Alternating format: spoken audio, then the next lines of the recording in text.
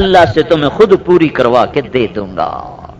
جب اللہ کا نبی پوری کروائے گا تو کیسی کروائے گا، اور جب اللہ دینے والا ہوگا تو کیسا دے گا؟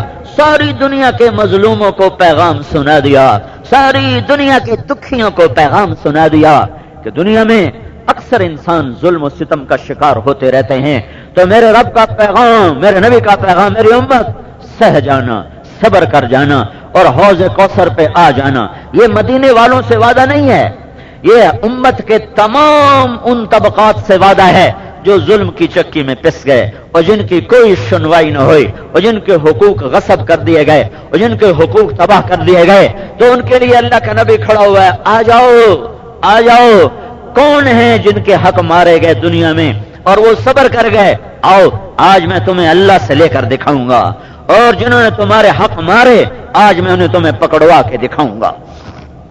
تو آخری دو وصیتیں میرے نبی نے فرمائی، الصلاۃ، میری امت ایک نماز نہ چھوڑنا، وما ملکت ایمانکم، ایک میری امت کے غریبوں پر خاص طور پہ رحم کھانا، ایک دوسرے پہ زیادتی نہ کر جانا، ایک دوسرے کے حقوق کو پہچاننا، جہاں رشتے ہوں وہاں سر جھکانا، ماں باپ کی دعا لے کے جنت کا راستہ بنانا۔ بدبخت ہے وہ انسان جسے ماں باپ ملے اور وہ بخشش نہ کروا سکا، بدبخت ہے وہ انسان جس سے ماں باپ ملے اور وہ ان کی دعاؤں سے جنت نہ لے سکا۔ میرے نبی جنت میں گئے اور آپ نے فرمایا، آپ نے ایک دفعہ تو معراج ہے اور خواب میں کئی دفعہ ہے، تو آپ نے فرمایا آج رات میں جنت میں گئے تو میں نے قرآن کی تلاوت سنی، تو میں نے پوچھا یہ کون قرآن پڑھ رہا ہے؟ تو فرشتوں نے کہا یا رسول اللہ یہ آپ کے غلام ہیں نعمان بن حارثہ۔ تو میرے نبی نے فرمایا نعمان وہ تو ابھی مرا نہیں، تو مدینے بیٹھا ہوا ہے، تو اس کی تلاوت ادھر کہاں آ رہی ہے؟ تو فرشتوں نے کہا یا رسول اللہ اس نے ماں کی ایسی خدمت کی ہے کہ اللہ پاک خوش ہو گیا ہے، جب نعمان قرآن پڑھتا ہے اللہ ساری جنت کو قرآن سناتا ہے۔ آپ میرے سامنے بیٹھے ہو اور ماشاءاللہ بہت بڑا مجمع ہے، پیچھے اندھیرے مجھے نظر نہیں آ رہا لیکن بہت بڑا مجمع ہے، 15-20 ہزار مجھے نظر آ رہا ہے، اور ان کو سنانے کے لیے کتنے سپیکر لگے ہوئے ہیں، اور وہ مدینے میں اور اوپر 7 آسمان، 7 آسمان کے اوپر جنت، اور وہ کہتا ہے بسم اللہ الرحمن الرحیم، وہ کہتا ہے بسم اللہ الرحمن الرحیم، اور یہ آواز 7 آسمان کو چیر کے پوری جنت میں گونج رہی ہے۔ اس کے پیچھے کون سا لاؤڈ سپیکر ہے؟ ماں کی خدمت کا لاؤڈ سپیکر۔ اچھا ان کی ماں کی تمام صحابہ میں صفات عجب عجب ہیں۔ 2 صحابہ کے بارے میں آتا ہے کہ جیسی انہوں نے ماں کی خدمت کی اور کسی نے نہیں کی، ایک حضرت عثمان اور ایک حضرت نعمان بن حارثہ۔ کیسی خدمت کرتے تھے؟ ماں کے لیے سالن خود بناتے تھے، بیوی سے نہیں بنواتے تھے۔ ہم لوگ کیا کہتے ہیں؟ بیوی سے کہتے ہیں تو پکا، میری ماں ہے تو پکا، اور وہ کیا کرتے تھے؟ نہ تو نہیں، یہ میری ماں ہے میں پکاؤں گا۔ بہت سے لوگ اپنی بیویوں پہ ظلم کرتے ہیں اپنے ماں باپ کی وجہ سے۔ میرے بھائیو ماں باپ کا ادب فرض ہے اور بیوی کے حق کا ادا کرنا بھی فرض ہے۔ کہیں ماں باپ کی وجہ سے بیوی پہ ظلم نہ کرنا اور کہیں بیوی کی وجہ سے ماں باپ پہ ظلم نہ کرنا۔ میرے نبی کا فرمان ہے بہترین مسلمان وہ ہے جو بیوی سے اچھا سلوک کر۔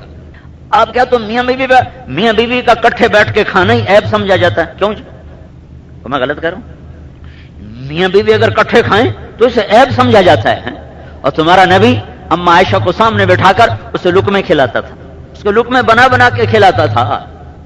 اس سے اگلی بتاؤں، عرب جو تھے نا، عرب وہ بڑی بڑی بوٹیاں بنا کے سالن پائی، چھوٹے چھوٹے نہیں بناتے، بڑی بڑی بوٹیاں۔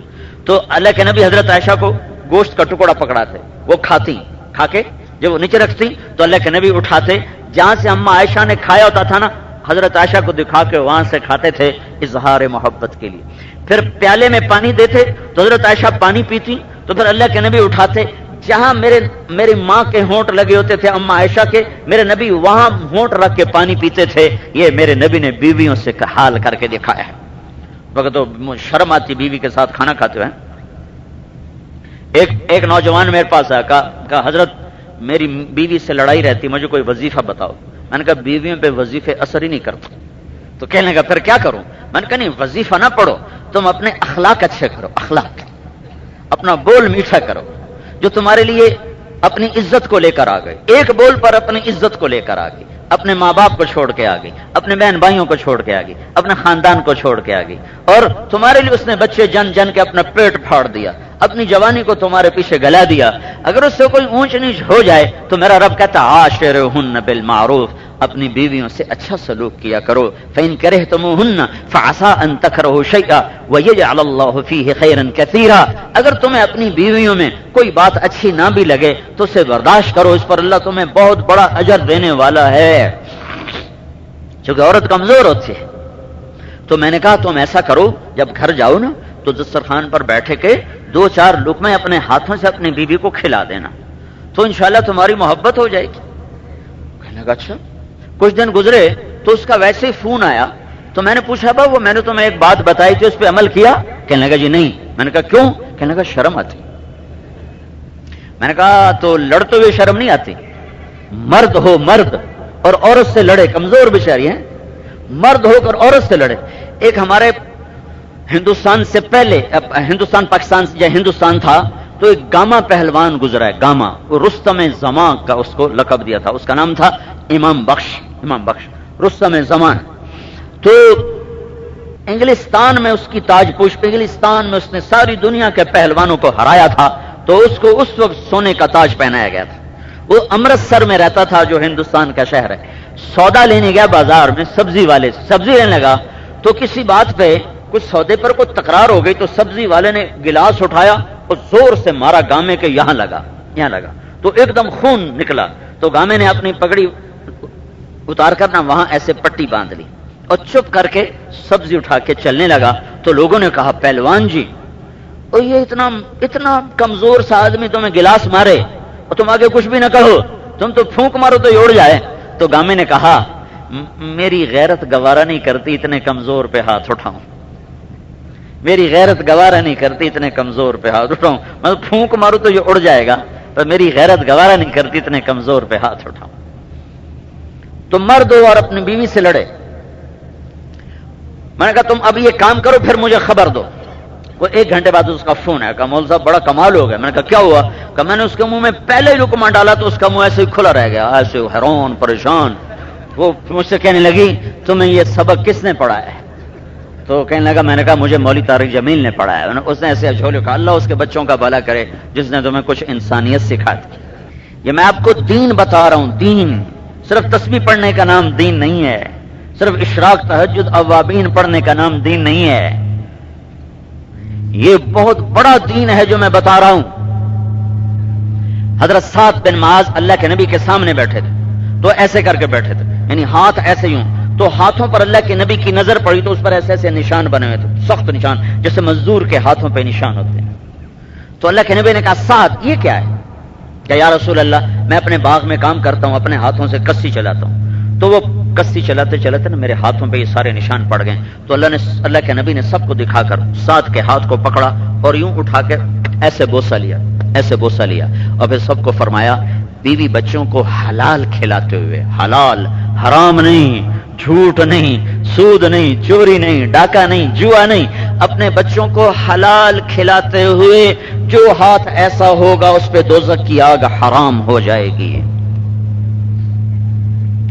دین کے 2 حصے ہیں، ایک عبادت جو مجھے اللہ سے ملاتی ہے، ایک اخلاق جو مجھے بندوں سے جوڑتے ہیں۔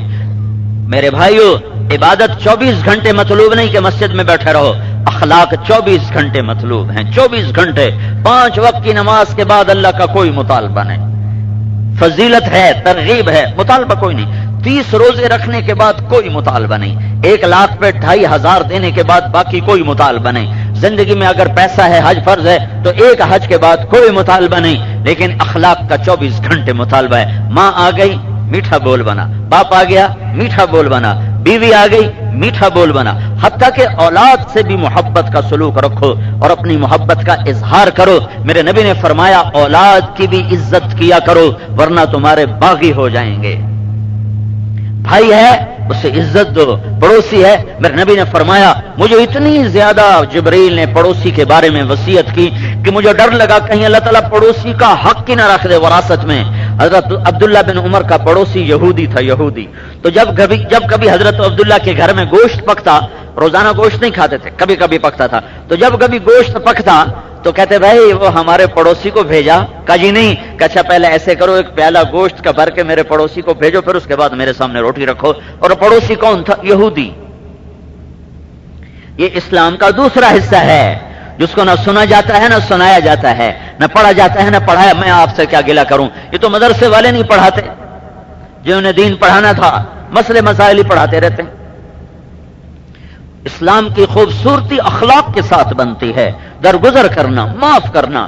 اب مکے کے کفر کی طاقت دیکھو، مکے کے کفر کی طاقت دیکھو۔ محمد کہا جی آپ کوہ صفا پہ چاند کے 2 ٹکڑے کرو، تو آپ نے اشارہ کیا، اس کے 2 ٹکڑے ہو گئے۔ کہنے لگے تیرا جادو تو چاند پہ بھی چل گیا، کلمہ نہیں پڑا۔ ابو جہل کے ہاتھ میں چھوٹے چھوٹے پتھر یوں کر کے کہنے لگا محمد صلی اللہ علیہ وسلم میری مٹھی میں کیا ہے؟ آپ نے فرمایا میں بتاؤں کہ یہ خود بولے ہیں؟ تو کنکر بولنے لگے لا الہ الا اللہ محمد الرسول اللہ۔ کہنے لگا اوئے ہوئے ہوئے تیرا جادو تو پتھر پہ بھی چل گیا۔ اتنے معجزے دیکھے، کلمہ نہیں پڑا۔ بدر میں فرشتے اترتے دیکھے، کلمہ نہیں پڑا۔ خندق میں ہانڈیاں الٹ گئیں اور خیمے اکھڑ گئے، کلمہ نہیں پڑا۔ مکہ فتح ہو گیا، 10,000 کے لشکر نے مکے کو فتح کیا، کلمہ نہیں پڑا۔ اور پھر 20 برس ٹکرانے والے، قتل کے منصوبے بنانے والے، بڑی بڑی نشانیوں کو دیکھ کر منکر ہو جانے والے اور صاف انکار کرنے والے آج وہ حرم میں بھرے ہوئے ہیں، سارا حرم بھرا ہوا ہے، اور میرا نبی بیت اللہ کے دروازے پر کھڑا ہو کر بیت اللہ کے دروازے کی چوکھٹ پر یوں ہاتھ رکھ کے ایسے آپ کھڑے ہوئے ایسے، اور آپ نے فرمایا ما انا صانع بکم، اب میں کیا کروں گا تمہارے ساتھ؟ چونکہ ساری دنیا کی تاریخ بتاتی ہے ان الملوک اذا دخلوا قرية افسدوها وجعلوا اعزة اهلها اذلة وكذلك يفعلون۔ جب کوئی دشمن پہ قابو پاتا ہے تو اس کی بوٹی بوٹی کر دیتا ہے، جب کوئی دشمن پہ قابو پاتا ہے تو اسے زیر و زبر کر دیتا ہے اور اسے ذلیل و خوار کر دیتا ہے۔ یہ خود قرآن کی گواہی ہے۔ تو پچھلی تاریخ بتلاتی ہے کہ اب قتل کا بازار گرم ہوگا، اور اپنا 20 سال کا رویہ بتلاتا ہے کہ آج ہماری خیر نہیں، اور آپ یوں کھڑے آج میں کیا کرنے لگا ہوں تمہارے ساتھ۔ تو سہیل بن عمر رضی اللہ تعالیٰ عنہ کہنے لگے آپ بڑے سخی ہیں، بڑے سخی کے بیٹے ہیں، آپ سے ہم سخاوت کے طلبگار ہیں۔ تو آپ نے کہا اسی طرح اچھا میرے بھائی یوسف کو اس کے بھائیوں نے ستایا اور موت تک پہنچایا، اس نے بھی انہیں معاف کیا، میں بھی آج تمہیں معاف کرتا ہوں۔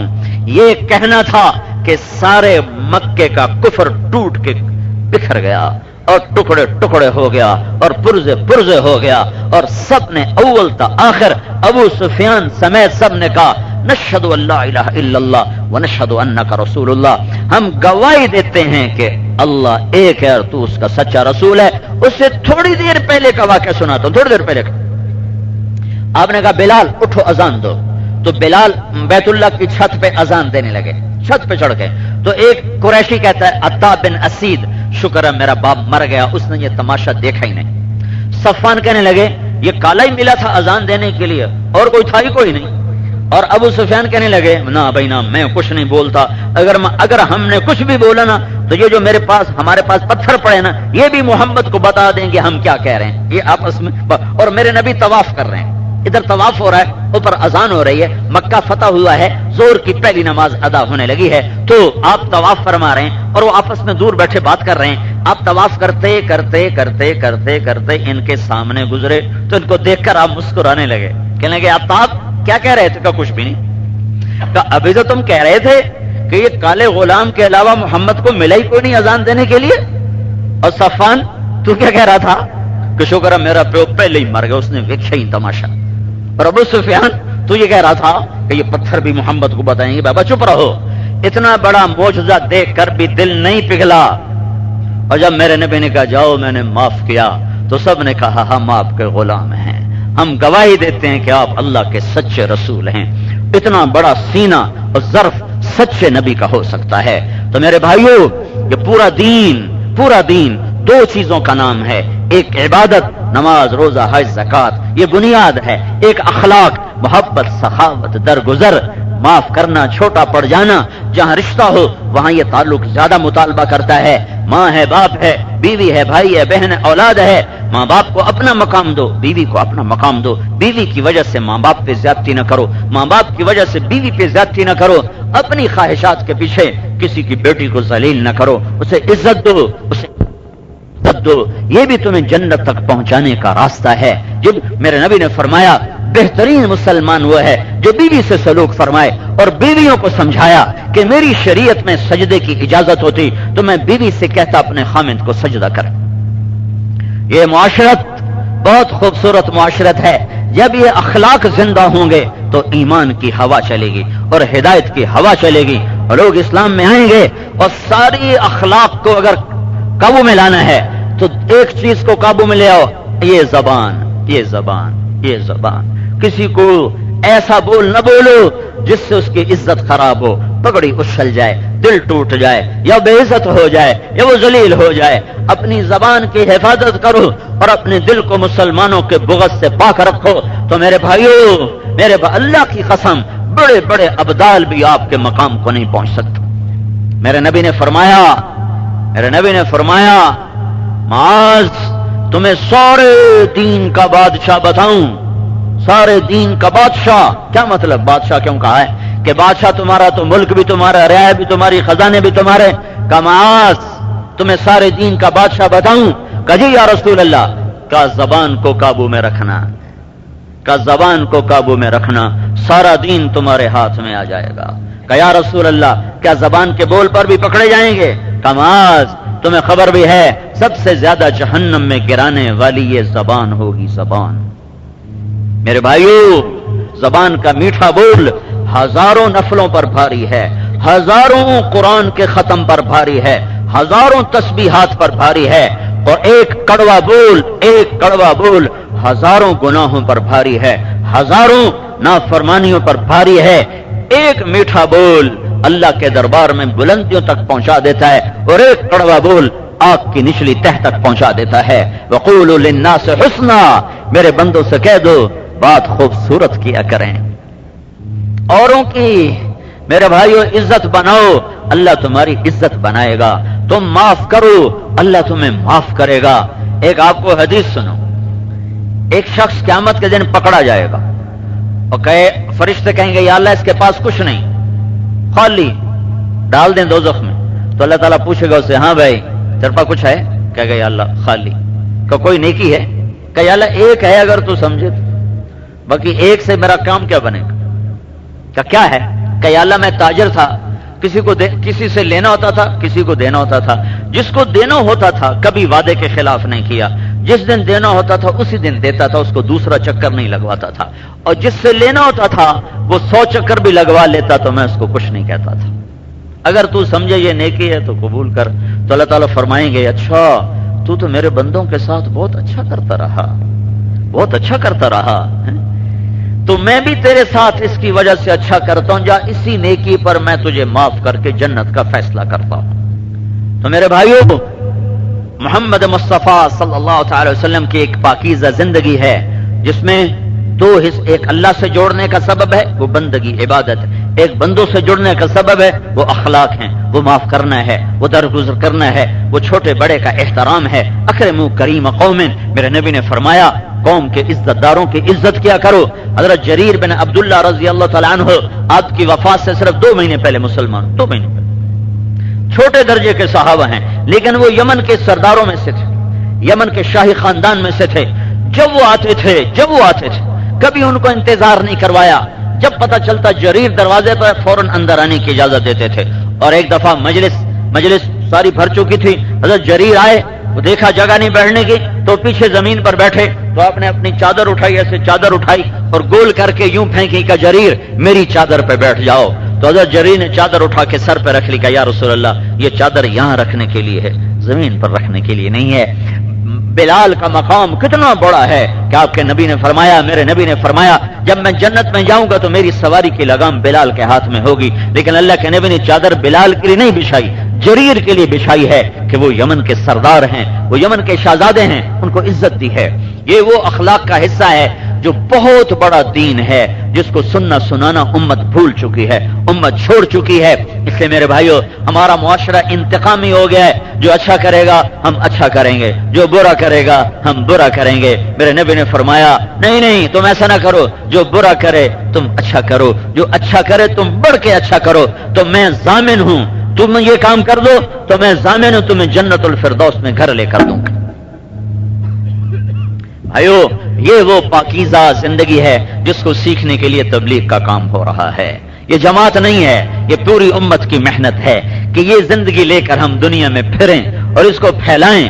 اس کو پھیلانا اس امت کی ذمہ داری ہے اور یہ ختم نبوت کی ذمہ داری ہے۔ محمد مصطفیٰ صلی اللہ علیہ وسلم نے عرب سے باہر قدم نہیں رکھا ہے، عرب سے باہر قدم نہیں رکھا ہے، لیکن آپ کا پیغام پوری دنیا میں پہنچا ہے۔ اور یہ جو آپ کا علاقہ ہے، یہ سب سے پہلے اسلام کی روشنی یہاں اس علاقے میں پہنچی ہے۔ یہ جو آپ کا بلوچستان ہے، یہ دو حصوں میں تقسیم ہے، ایک ایران کا حصہ ہے، ایک پاکستان کا حصہ ہے۔ اس کا پرانا نام جو اوپر والا بلوچستان ہے، اس کا تاریخی نام کرمان ہے، اور جس میں آپ رہ رہے ہو اس کا نام سیستان ہے۔ اور یہ جو کرمان ہے، یہ حضرت عمر رضی اللہ تعالیٰ عنہ کے زمانے میں حضرت سہیل بن عدی رضی اللہ تعالیٰ عنہ بصرہ سے لشکر لے کر آئے، اور انہوں نے یہ اوپر کا حصہ پنجگور تک، یہ حضرت عمر رضی اللہ تعالیٰ عنہ کے زمانے میں 11 ہجری میں یہ فتح ہوا ہے۔ 644 عیسوی 633 میں ہمارے نبی کا انتقال ہوا ہے، تو 11 سال کے بعد یہ حضرت عمر کا زمانہ ہے۔ 11 ہجری میں حضرت سہیل بن عدی رضی اللہ تعالیٰ عنہ نے یہ اوپر والا، یہ مکران کا حصہ اور یہ ایران کا جو بلوچستان ہے، یہ انہوں نے فتح کیا ہے۔ پھر حضرت عثمان رضی اللہ تعالیٰ عنہ کے زمانے میں حضرت مشاجع بن مسعود رضی اللہ تعالیٰ عنہ نے یہ نیچے والا حصہ، یہ 18 ہجری میں 18ویں سال آپ کی دھرتی کلمے کو سن چکی تھی، اور یہ پہاڑ تو ویسے ہی کھڑے نا، یہ تو نہیں بدلے۔ ان پہاڑوں نے اپنی وادیوں میں صحابہ کے لشکر کو گزرتے دیکھا ہے۔ اور یہ جو آپ کے شہر کا نام ہے خزدار، یہ پہلی صدی میں بھی اس کا نام خزدار ہی تھا، یہ نیا شہر نہیں ہے، یہ صدیوں پرانا شہر ہے، اور اس کا صحابہ کے دور میں بھی نام خزدار ہی تھا، یہی نام تھا، اور یہاں صحابہ کے لشکر کا پڑاؤ ہوا ہے۔ اور مشاجع بن مسعود رضی اللہ تعالی عنہ نے 652 عیسوی اور 18 ہجری میں اس علاقے کو فتح کیا ہے، اور یہاں سب سے پہلے اسلام۔ محمد بن قاسم بہت بعد میں آیا ہے، محمد بن قاسم تو 90 ہجری میں آیا ہے، اور میں آپ کو 92 ہجری میں، اور میں آپ کو 98 ہجری کی بات بتا رہا ہوں۔ 18 ہجری آپ کے علاقے میں 18 ہجری میں اسلام داخل ہوا ہے، جب حضرت عثمان رضی اللہ تعالیٰ عنہ کا دور خلافت ہے۔ پھر عثمان رضی اللہ تعالیٰ عنہ کی طرف سے عبد الرحمن بن سمرہ رضی اللہ تعالی عنہ 654 عیسوی اور 20 ہجری میں یہاں پہلے گورنر بن کے تشریف لائے، اور یہاں زہرا یا زہری کوئی قوم ہے یا کوئی علاقہ ہے، زہری قوم نے سب سے پہلے ان کا ساتھ دیا ہے۔ تو بیٹھن کوئی زہری ہیں؟ بہت ہے، اچھا، تو ان کو شاید پتہ ہی نہیں ہوگا کہ ان کے باپ دادا نے کیا کام کیا۔ اور زہری کا علاقہ حضرت عبد الرحمن بن سمرہ رضی اللہ تعالیٰ نے زہری کو اس سارے علاقے کا دارالحکومت بنایا۔ زہری کے زہری ٹھیک ہے، زہری کو دارالحکومت بنایا بلوچستان، یہ سیستان تھا، وہ کرمان تھا، کرمان سیستان، اور اوپر افغانستان مل جاتا ہے۔ افغانستان کا پرانا نام سجستان ہے، سجستان۔ ان تینوں علاقوں کا جو دارالحکومت تھا وہ زہری کا علاقہ تھا، اور بہت بڑا صحابی عبد الرحمن بن سمرہ تمہاری زمین میں سو رہا ہے، تمہیں خبر ہی کوئی نہیں ہے۔ ہاں، یہی ان کی زیر زمین، اللہ کو تو پتہ ہے کہاں ہے، یہی ہے زہری کے علاقے میں۔ وہ گورنر تھے تو ان کا انتقال ہوا ہے، بطور گورنر یہیں فوت ہوئے، یہیں ان کی خبر بنی ہے۔ حضرت عثمان رضی اللہ تعالیٰ عنہ کی شہادت تک وہ یہاں کے گورنر تھے، اور یہیں ان کا انتقال ہوا ہے، اور یہیں ان کی کہیں خبر ہے۔ بلوچستان کے پہاڑ اور یہ دھرتی اگرچہ اس کے اوپر سبزہ نہیں ہے، پر اس کے نیچے بہار ہی بہار ہے کہ اس میں صحابہ سو رہے ہیں۔ پورے بر صغیر میں کہیں صحابی کوئی نہیں ہے، پورے بر صغیر میں تابعین ہیں گجرات کے علاقے میں، وہ ہندوستان کا گجرات اور مالدیپ اور سری لنکا اور وہ جو ہندوستان کا گجرات ہے وہاں تابعین پہنچے ہیں، تابعین. لیکن تمہاری دھرتی وہ ہے، میں تمہیں نام لے کے بتا رہا ہوں، سہیل بن عدی رضی اللہ تعالیٰ عنہ، یہ اوپر پنجگور تک کا علاقہ، پھر مجاش بن مسعود رضی اللہ تعالیٰ عنہ، یہ سارا تمہارا علاقہ، اور پھر یہ زہرے کا علاقہ عبد الرحمن بن سمرہ رضی اللہ تعالیٰ عنہ یہاں گورنر بن کے رہے، یہیں ان کا انتقال ہوا، یہیں ان کی قبر بنی. تمہیں اور کیا چاہیے؟ تمہارے پاس صحابی دفن. کیا اگر اللہ اس کا رسول کو منا لو تو قیامت کے دن عبد الرحمن بن سمرہ کے جھنڈے تلے اللہ کے نبی سے تمہاری ملاقات ہوگی. تبلیغ کا کام کرو، تبلیغ.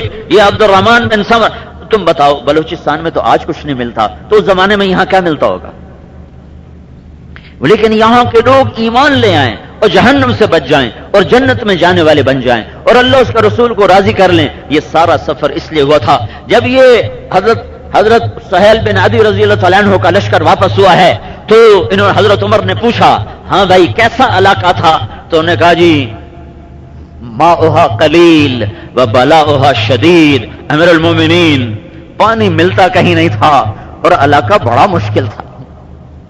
تو آج بھی اس کا وہی حال ہے، اسباب کی قلت. 1400 سال پہلے تو اور کچھ، لیکن یہاں لوگ یہ خزدار اس زمانے میں بھی آباد تھا، اسی نام. یہ 400 سال پھر دارالحکومت رہا ہے. حضرت عبد الرحمن بن سمرہ کے بعد پھر حضرت علی رضی اللہ تعالیٰ عنہ کے زمانے میں، قلات حضرت عثمان کے زمانے میں فتح نہیں ہو سکا. قیخان اس کا پرانا نام، پرانی تاریخ کتابوں میں یہاں کوئی پہاڑ تھا جس کا نام تھا قیخان. پھر یہ حضرت علی رضی اللہ تعالیٰ عنہ کے زمانے میں حارث بن مرہ رضی اللہ تعالیٰ عنہ نے قلات کو فتح فرمایا ہے. یہ خلفائے راشدین کے زمانے میں آپ کا سارا علاقہ فتح ہوا ہے اور خلفائے راشدین کے انوارات اس علاقے میں پھیلے ہوئے ہیں.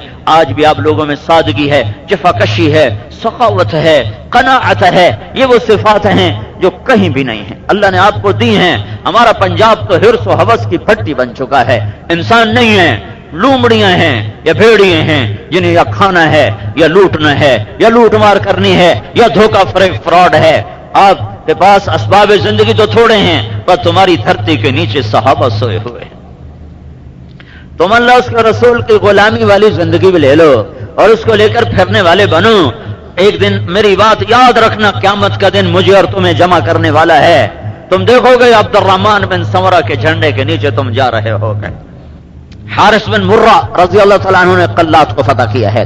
پھر اس کے بعد خلافت راشدہ کے بعد پھر خزدار کو دارالحکومت بنایا گیا اور 10ویں عیسوی تک، یعنی 1000 عیسوی تک، یعنی کوئی 400 برس خزدار اس سارے علاقے کا دارالحکومت رہا ہے. تمہاری دھرتی کے نیچے بڑے بڑے علماء، بڑے بڑے اولیاء، بڑے بڑے تابعین وہ زیر زمین آرام میں ہیں. قیامت کا دن اٹھو گے تو تم نظارے دیکھو گے کہ یہ کیا ہوا، یہ کیا ہوا، یہ کون چاند نکل آیا، یہ کون سا سورج نکل آیا. تمہارے وہم و گمان بھی نہیں کہ تمہاری دھرتی کے نیچے کیا کیا خزانے ہیں. گیس کیا خزانہ ہے اور پٹرول کیا خزانہ ہے. یہ کیا چیزیں ہیں. اللہ نے کافروں کو زیادہ دے دی ہیں. فرعون کو تھوڑی حکومت دی تھی اللہ نے.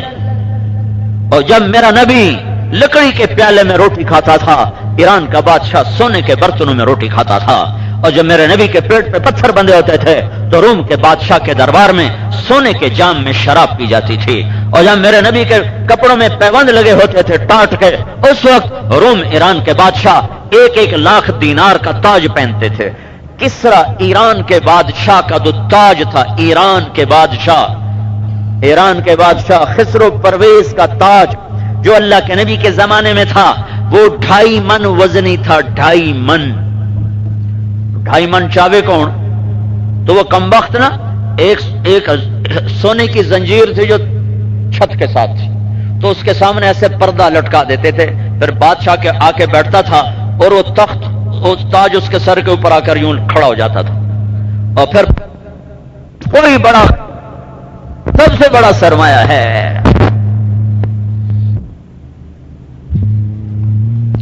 وہی رگ ہے جو اس ساری قوم میں ہے. سادگی، جفاکشی، تھوڑے پہ گزارا، قناعت، हिर्स व हवस से दूर।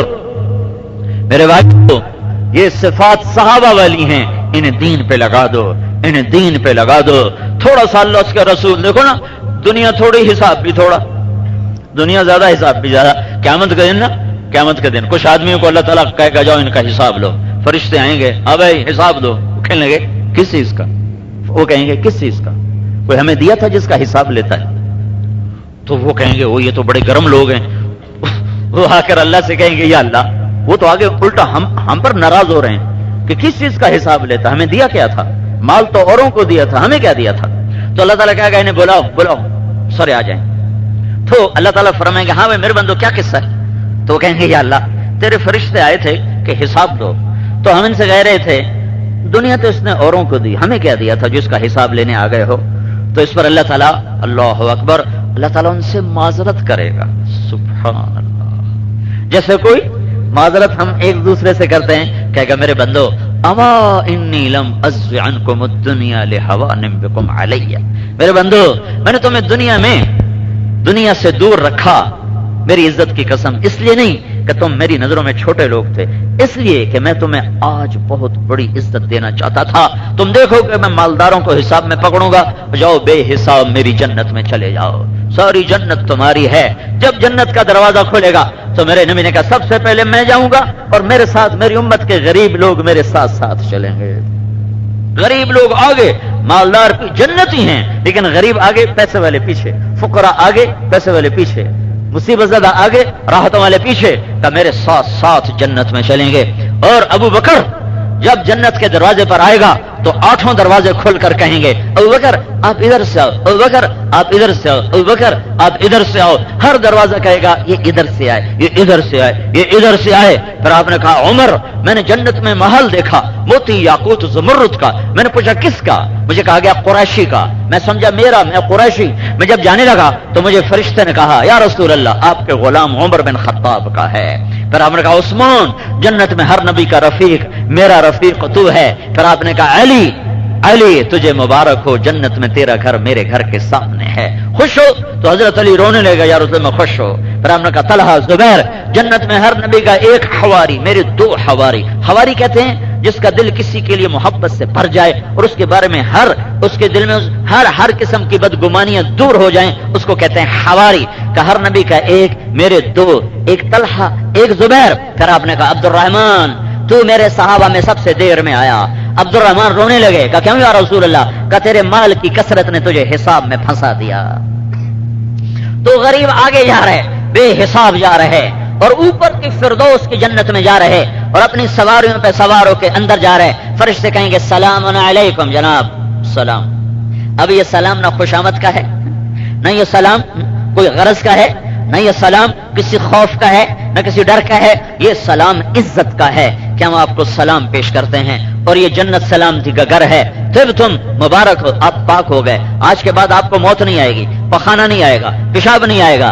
और फतखुलूहा, अब आप जाएं। कितने दिन के लिए? ये खुशदार नहीं है, खालिदीन, अब आप हमेशा के लिए जाएं, अब आपको यहां से कोई ना निकालेगा। अब ये आगे जाएंगे तो इनके लिए खुद्दाम और इनके लिए सवारियां सवार होकर इनको लेकर जन्नत के दर्जात की तरफ चलेंगे। ऊपर की जन्नतों के लोग जब सफर करेंगे ऊपर तो उनको एक जगह उतारा जाएगा। जैसे लंबे सफर पर स्टेशन आता है, गाड़ी खड़ी होती है, तो उतरेंगे तो एक चांदी का महल और सोने के बुर्ज, तो उसमें से लड़कियां निकलकर भागेंगी। तो उनको देखकर हैरान होकर परेशान होकर कहेगा ये कौन है? वो कहेगा ये सब तेरी बीवियां हैं। तो जल्दी से नीचे उतरेगा, कहीं से मिल लूं? कहेगा नहीं इधर नहीं, अभी तेरा ठिकाना आगे है, ये सब तेरी हैं लेकिन तेरा ठिकाना आगे है। फिर उसको सवार कराएंगे, एक दूसरी मंजिल पर उतारेंगे, वहां सोने का महल और याकूत के बुर्ज, वहां उससे भी हसीन लड़कियां बाहर निकलेंगी। तो फिर उनको देखकर उतरने लगेगा, वो कहेगा ये कौन है? फरिश्ते कहेंगे ये भी आपकी बीवियां हैं, आपकी खादिमात हैं। तो ये फिर उतरने लगेगा, कहेंगे नहीं सबर, अभी आपका ठिकाना इससे भी आगे है। फिर उसको लेकर ऊपर जाएंगे तो आगे एक सुर्ख याकूत का महल होगा और उसके मोतियों के बुर्ज होंगे और उसके दरवाजे पर ऐसी चमक होगी कि सारी जन्नत रोशन। वहां जाकर उसे उतारेंगे, कहेंगे आइए आपका ठिकाना आ गया। जब वहां उतरेगा तो दरवाजे पर क्या देखेगा? इसकी खुशदार की बीवी सामने खड़ी होगी और इसका इस्तकबाल करेगी। जन्नत की औरत को अल्लाह ने ऐसा बनाया है, वो सूरज को उंगली दिखाए तो सूरज नजर नहीं आएगा, समंदर में थूक डाले तो समंदर मीठे हो जाएंगे, اور وہ پوری دنیا کے انسانوں کو ایک نظر دکھائے تو کلیجے پھٹ جائیں گے، اور دوپٹہ ہوا میں لہرا دے تو ساری کائنات میں خوشبو پھیل جائے گی، اور وہ مردوں سے بات کرے تو زندہ ہو جائیں گے۔ اس جنت کی لڑکی سے خزدار کی ایمان والی عورت 70,000 گنا زیادہ خوبصورت ہوگی۔ یہ دروازے پر کھڑے ہو کر اس کا استقبال کرے گی اور اسے 4 خوشخبریاں سنائے گی۔ انت حبی و انا حبک، میں تیرے لیے تو میرے لیے۔ اب 4 باتیں سن۔ انا الخالدہ فلا اموت، اب مجھے موت نہیں آئے گی، اب ہمیشہ کی زندگی مل گئی۔ انا المقیمۃ فلا ارحل، اب میں تجھے چھوڑ کے کبھی نہیں جاؤں گی، ہمیشہ ساتھ رہے گا۔ انا الناعمۃ فلا ابأس، اب مجھے کبھی بڑھاپا نہیں آئے گا، ہمیشہ جوانی۔ انا الراضیۃ فلا اسخط، اب تیری میری کبھی لڑائی نہیں ہوگی، اب ہمیشہ ہم خوشی سے رہیں گے، محبت سے رہیں گے۔ دنیا میں کھٹپٹ ہو جاتی ہے، چھوٹوں میں بھی، بڑوں میں بھی، اپنوں میں بھی، غیروں میں بھی۔ درگزر کرو، معاف کرو، معاف کرو، معاف کرو۔ میرے نبی کا فرمان ہے، جو معاف کرے گا اگر اس کی عزت گھٹ جائے تو میں ضامن ہوں، میں لے کر دوں گا۔ باقی کھٹپٹ تو ہو ہی جاتی ہے دنیا جو ہوئی۔ ایک دفعہ ہمارے نبی اپنی بیٹی فاطمہ سے ملنے گئے تو آگے وہ پریشان بیٹھی۔ آپ نے کہا بیٹی کیا ہوا؟ کہ میری علی کی لڑائی ہو گئی۔ میری علی کی لڑائی ہو گئی؟ کہ علی کدھر ہے؟ کہ باہر نکل گئے۔ اب باہر گئے تو حضرت علی مسجد میں لیٹے ہوئے تھے، ان کو اٹھا کے وہاں سے لائے اور اپنے فاطمہ کے گھر میں لائے، اور زمین پر لیٹ گئے، زمین پر لیٹ گئے، اور ادھر حضرت علی کو لٹایا، ادھر حضرت فاطمہ کو لٹایا، ادھر ایک ہاتھ علی کا پکڑا، ایک فاطمہ کا، اپنے سینے پر دونوں کے ہاتھ ایسے جوڑ دیے، ایسے دیکھ رہے ہو؟ پھر دونوں سے کہا کہو ہماری صلح ہو گئی، بولو ہماری صلح ہو گئی۔ انہوں نے کہا یہ ہماری صلح ہو گئی۔ پھر آپ اٹھے باہر بڑے خوش خوش۔ صحابہ نے کہا یا رسول اللہ آپ تو بڑے خوش نظر آ رہے ہیں۔ کہا میں علی اور فاطمہ کی صلح کرا کے آ رہا ہوں۔ تو کہیں کھٹپٹ ہو جائے تو کچھ بے وقوف ایسے ہیں، بیوی کو الگ ابھارتے ہیں، خامند کو الگ ابھارتے ہیں، پھر دونوں کو لڑا کے پیچھے بیٹھ کے مزہ لیتے ہیں۔ بڑے بدماش لوگ ہوتے ہیں۔ میرے نبی نے فرمایا ایسے لوگ اللہ کی نظر میں ایسے ناپاک ہیں جیسے تمہاری نظر میں پخانہ ناپاک۔ باقی کھٹپٹ تو ہر ایک میں ہے۔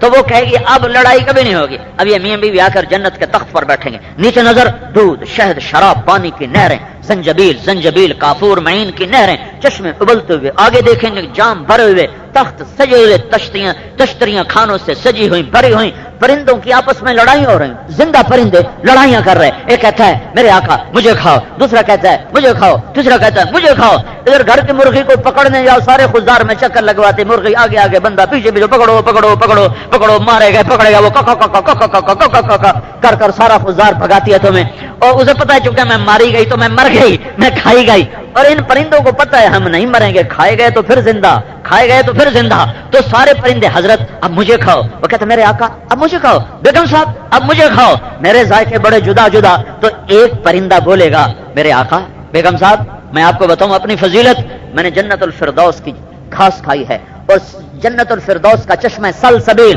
اس کا پانی پیا ہے، ذرا مجھے ٹیسٹ کرو۔ وہ کہے گا ہاں یہ ٹھیک ہے، ہاں بھائی تو کھلا۔ تو وہ کیا کرے گا؟ اپنے پر یوں پھیلائے گا، اور یہ 2 پر نہیں ہوں گے، یہ 70,000 پر ہوں گے۔ پھر اپنے پروں کو یوں کرے گا، صرف اتنا کرنے سے پیچھے لے جا کر یوں کرے گا تو ہر پر میں سے کھانے کی ایک قسم گر کر سامنے آ جائے گی، ہر پر میں سے سامنے 70,000 قسم کی ڈش سامنے۔ کہ میرے آقا کھاؤ، بیگم صاحب کھاؤ۔ اب دونوں کھا رہے ہیں اور ہر لقمے کی لذت بڑھتی جا رہی، بڑھتی جا رہی، بڑھتی جا رہی، بڑھتی جا رہی۔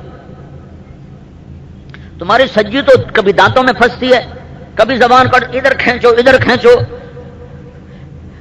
مشکل سے ہضم کرنا بھی اوکھا، کھانا بھی اوکھا۔ اور وہ جو کھاؤ بھائی، ہر رکمے کی لذت پہلے سے زیادہ، پہلے سے زیادہ، پہلے سے زیادہ۔ اگر وہ کہے گا اگر آپ مجھے بھی کھانا چاہیں گے تو میں حاضر ہوں، اگر مجھے خود کھانا چاہیں تو میں بھی حاضر ہوں، کیونکہ وہاں کوئی شے نہیں مرتی، یا اس کو کھایا جاتا ہے تو دوبارہ اللہ پرندہ بنا کے ہوا میں اڑا دیتا ہے۔ یہ ایک منظر ہوگا اور یہ کھانے کا ایک نظام ہوگا، پھر پینے کا نظام ہوگا۔ شراب ہے، لذت ہے، نشہ کوئی نہیں، سر کا درد کوئی نہیں، بے ہوشی کوئی نہیں، الٹی کوئی نہیں، اور مستی کوئی نہیں، کیف ہے، سرور ہے، لذت ہے، نوکر ہیں، سلام ہے، کلام ہے، فرشتوں کا سلام ہے۔ کہیں گے یا سبحان، یہ ہم کہاں آ گئے؟ کبھی فرشتے سلام، کبھی نوکروں کا سلام، کبھی خدام کا سلام، کبھی غلمان کا سلام، کبھی حوروں کا سلام۔ یہ سلام کا نشہ ابھی باقی ہوگا۔ ایک دم ایک دم ایک دم میرے رب کا عرش کھلے گا اور اللہ سامنے آ کر کہے گا سلام قولا من رب الرحیم، خزدار والو تمہارا رب بھی تمہیں سلام پیش کرتا ہے، جنت والو ایمان والو تمہارا رب بھی تمہیں سلام پیش کرتا ہے۔ پھر اللہ کہے گا خوش ہو، راضی ہو؟ راضی ہو؟ کہیں گے یا اللہ راضی راضی، موجوں ہو گئی ہیں. تو اللہ تعالیٰ کہے گا میں تمہیں جنت سے اعلیٰ چیز دوں، جنت سے اعلیٰ چیز دوں. کہیں گے یا اللہ جنت سے اعلیٰ کیا شے؟ میرے نبی نے فرمایا ایک ناخن کے برابر، ایک ناخن کے برابر جنت میں سے کوئی شے اٹھا کے زمین پہ رکھو تو آسمان تک روشنی بھی پھیل جائے گی، خوشبو بھی پھیل جائے گی. تو یہ ساری بڑی جنت، اور اللہ کہہ رہا ہے جنت سے اعلیٰ چیز دوں. کہیں گے یا اللہ وہ کیا ہے؟ تو اللہ کہے گا جاؤ میں راضی ہو گیا، اب میں ناراض نہیں ہوں گا. اب یہ کیا کہیں گے؟ یہ کیا کہیں گے؟ یا اللہ تیری عزت کی قسم ہمیں نہیں پتا تھا خضدار میں تو اتنا خوبصورت ہے، تو اتنا کرم والا، تو اتنے جلووں والا. یا اللہ ہمارا جی چاہتا ہے جیسے ہم نے خضدار میں تمہیں سجدے کیے، تیرے سامنے سر رکھے، آج ہمیں اجازت دے تیرا دیدار کرتے ہوئے ہم سجدوں میں سر رکھ کر کہیں سبحان ربی الاعلی. ایک سجدہ کرنا چاہتے ہیں، ایک سجدہ. تو سنو اپنے رب کی سنو، وہ کیا کہے گا؟ میرے بندو وہ نمازیں سجدے خضدار میں تھے وہ ختم کر دیے. دنیا میں تم غلام تھے، میں آقا تھا، اور اب جنت میں تم مہمان ہو، میں میزبان ہوں. اور مہمان سے کام لینا میزبان کی شان کے خلاف ہے. تم بلوچوں میں تو ویسے ہی مہمان نوازی کی انتہا ہے. تمہارے گھر میں آ کر میں روٹی خود پکاؤں تو تم تو ویسے ہی مر جاؤ گے. تو میرا رب کہہ رہا ہے میرے بندو وہ خضدار تھا جہاں تم غلام تھے، میں آقا تھا، وہاں تمہیں سر جھکانا. اب تم میری جنت میں آئے ہو، اب تم میرے مہمان ہو اور میں تمہارا میزبان ہوں. بس جاؤ کھاؤ پیو موج کرو. نہ نماز ہے، نہ روزہ ہے، نہ حج ہے، نہ زکوٰۃ ہے. بس میں راضی ہو گیا. تم مانگتے رہو گے میں دیتا رہوں گا، تم چاہتے رہو گے میں پوری کرتا رہوں گا، اور تم سوال کرو گے میری طرف سے در کھلے گا. تم مانگنے میں حد کر دو میں دینے میں حد کر دوں گا. تم لینے والے بنو میں دینے والا ہوں، تم چاہنے والے بنو میں پورا کرنے والا ہوں. جاؤ جیسے تمہارا رب ہمیش عبد الآباد ہے. اب موت مر گئی، بڑھاپا مر گیا، غم سو گئے، دکھ سو گئے، لڑائیاں ختم، جھگڑے ختم، نفرتیں ختم، عداوتیں ختم. جاؤ جاؤ جاؤ، آج کے بعد کوئی دکھ درد تمہارے قریب نہ آئے گا. کھاؤ گے پخانا نہیں، پیو گے پیشاب نہیں، کروڑوں برس سو زندہ رہو گے. ایسے ایک سیکنڈ کے لیے تھک کے آنکھ نہ بند کرو گے کہ تم بس یوں آنکھ بند کر، نہیں. تمہاری آنکھوں کے نظارے، آنکھوں کے آگے اللہ ایسے نظارے پیش کرے گا کہ تمہاری آنکھ بند ہو نہ سکے گی. نیند مر جائے گی، چونکہ نیند اور موت ایک جیسی ہیں تو کوئی سوئے گا نہیں، کوئی سوئے گا نہیں. طاقت اتنی ہوگی کہ نیند آئے گی نہیں. اب میں تھک گیا ہوں نا تو میں سے آنکھ بند کر رہا ہوں تو مجھ کو سکون محسوس ہو رہا ہے، سکون محسوس ہو رہا ہے. تو کروڑوں برس کے دیکھنے کے بعد بھی تم ایک سیکنڈ کے لیے بھی یوں آنکھ بند نہ کرو گے کہ تمہاری لذتیں ایسی ہیں، تمہاری چاہتیں ایسی ہیں کہ پیچھے میرے رب کی طاقت، میرا رب کا نظام، میرے رب کی رحمتیں، میرے رب کی عطا. اوئے ہائے ہائے. اور ہر جمعے اللہ اپنا دیدار کرایا کرے گا. آ جاؤ میرے بندو، آج مجھے دیکھو، مجھ سے بات کرو. اور جنت الفردوس والوں کو صبح بھی کرائے گا، شام بھی کرائے گا، صبح بھی کرائے گا، شام. اور اللہ ساری جنت والوں کو دیدار عام کرائے گا اور ابو بکر صدیق کو دیدار خاص کرائے گا. اللہ کے نبی پہ سب سے زیادہ مٹنے والا، قربان ہونے والا. تو میرے بھائیو، تبلیغ ایک پیغام ہے جسے پہنچانا پوری دنیا کے مسلمانوں کے ذمے ہے. قوم قبائل وہ اللہ تعالیٰ نے بنائے ہیں پہچان کے لیے، لیکن ہمارا کام ایک ہے کہ اللہ اس کے رسول کی غلامی کا دم بھرنا اور اس کو لے کر دنیا میں پھرنا پہنچانا. تم خوش قسمت ہو کہ تمہاری دھرتی پر صحابہ کے گھوڑوں کی ٹاپ آج بھی گونج رہی ہے، اور ان کی نمازوں کی تلاوت آج بھی گونج رہی ہے، اور ان کے آنسوؤں سے تمہاری دھرتی کے سہراب ہوئی ہے، اور اس کے دامن میں صحابہ کے آنسو موجود ہیں، اور اس پر صحابہ کا خون بہا ہے. اور تم خوش قسمت ہو کہ تم قبروں سے اٹھو گے تو تم دیکھو گے تمہارے ساتھ صحابہ بھی اٹھ رہے ہیں.